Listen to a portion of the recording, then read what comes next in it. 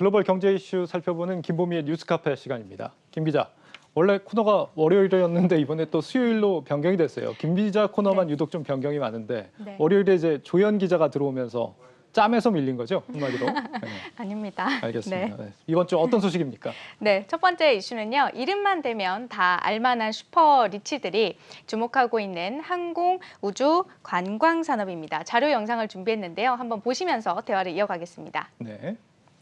네, 지금 자료 화면에 나오는 건 우주 관광을 할 수 있는 로켓 캡슐입니다. 다음 달 7월 20일 한 달 정도 남았죠. 이때 우주 여행을 떠날 예정이라고 하는데요. 저 캡슐에는 아마존 CEO인 제프 베이조스를 포함해서 총 4명이 탑승할 예정이라고 합니다. 굉장히 좀 멀리 납둔 프로젝트인 줄 알았는데 벌써 코앞이군요. 생각보다 상당히 좀 안락해 보이는데요. 네, 그렇죠. 그런데 만약에 앵커가 저게 탑승한다라고 한다면 최대 얼마까지 지불할 의향이 있으세요? 글쎄요, 뭐 전 재산을 다 내줄 의향이 있겠지만 제 전 재산을 내도 못한다는 걸 잘 알고 있습니다. 네.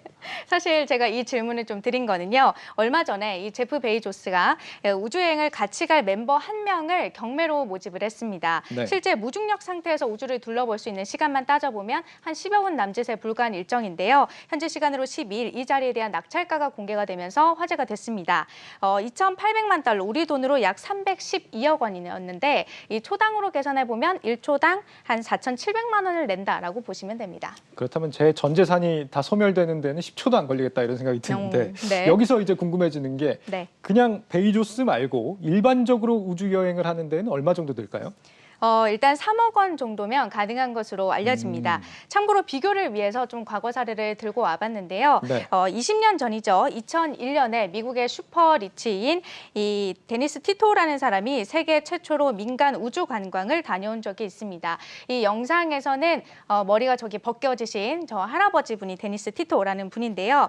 이 당시 우주 여행 비용은 2천만 달러, 그때 화폐 가치로 환산을 한다면 우리 돈으로 250억 원이었습니다. 그러니까 20년 전엔 250억 원이 들었는데 이제는 3억 원이면 간다 이거군요. 네. 네, 그렇다면 뭐 저도 가볼 수 있을 것 같습니다. 네. 사실 이 베이조스랑 같이 뭐 밥을 먹고 싶진 않거든요. 뭐 말도 안 통하고 말이죠. 어쨌거나 이 가격이 20년 만에 80분의 1로 줄었다 이거네요. 네, 맞습니다. 물론 여행 시간 또 일정에 있어서 좀 차이가 크게 나기는 하는데요. 일단 무엇보다 우주 기술이 그만큼 발달하면서 비용을 크게 낮춘 측면이 있습니다. 네. 역시 좀 자료 화면을 준비를 했는데요. 한번 보시겠습니다. 회전하는 원판 위에다가요. 이 로봇팔이 녹인 알루미늄을 쭉 분사하기 시작하자 거대한 원통 구조물이 만들어집니다. 이렇게 쭉쭉쭉 올라가고 있죠. 바로 이 로켓의 원료통인데요. 이렇게 요즘에는 3D 프린팅 기술을 활용해서 로켓 원료통이나 로켓 엔진 등의 부품들을 제작을 하고 있습니다. 전통적인 방법으로 로켓 한 대를 제작한다라고 한다면 보통 한 5천에서 6천억 원 정도의 비용이 든다고 하는데요. 이렇게 3D 프린팅 기술을 활용할 경우에는 135억 원이면 충분하다고 합니다. 실제로 시간 같은 경우에도 크게 절감이 됐는데 로켓 한 대에 약 2년 정도 걸릴 것이 이제는 2달이면 완성이 된다고 합니다. 그렇군요. 3D 프린팅 기술 많이 들어봤지만 실제 이 정도까지 효과를 낸지 몰랐네요. 네, 그렇죠. 저도 사실 보고 깜짝 놀랐었는데 실제로 하나 더 예를 좀 들어보면요. 바로 로켓 재사용 기술이 있습니다. 역시 영상을 좀 보시겠습니다. 일론 머스크의 스페이스X가 로켓을 재사용하는 데 성공한 장면입니다. 로켓이라면 사실 위로 쭉쭉 올라가야 되는데 밑으로 쭉쭉 내려오고 있는 모습 보이시죠? 영상을 거꾸로 돌린 것 같아요. 또. 네, 그렇죠.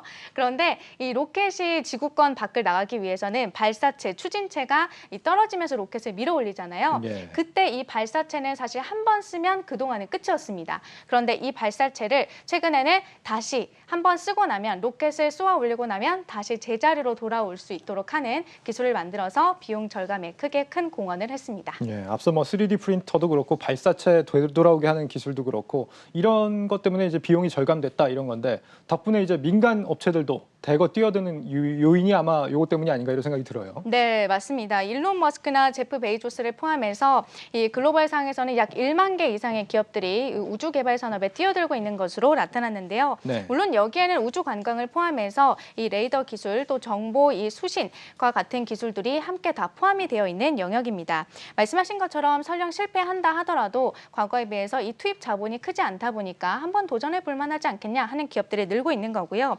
또 우주는 아직까지 사업에 있어서 아직까지는 블루오션의 영역이라는 점이 또 한몫을 하고 있습니다.